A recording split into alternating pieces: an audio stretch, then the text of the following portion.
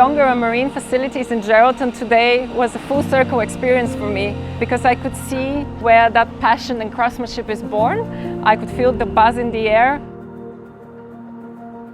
We build boats from 7 metres up to about, probably our capacity is 35 metres at the moment in these sheds here, which are custom built for us.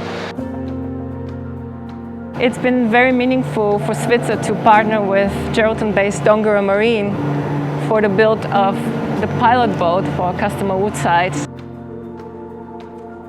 The design from the Svitzer Marlin was very much driven by reduced emissions and increase in efficiency and a reduction in fuel consumption. You can pretty much put the boat into any position you want and you can do it very confidently in most weather conditions. I was super impressed by the speed of the boat, by her smooth sailing, but also you could really see the quality of build shining through.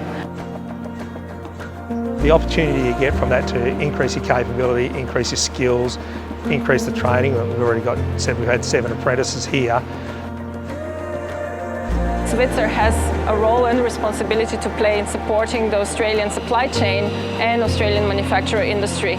Any opportunity we have to support that, we are very privileged and happy to take.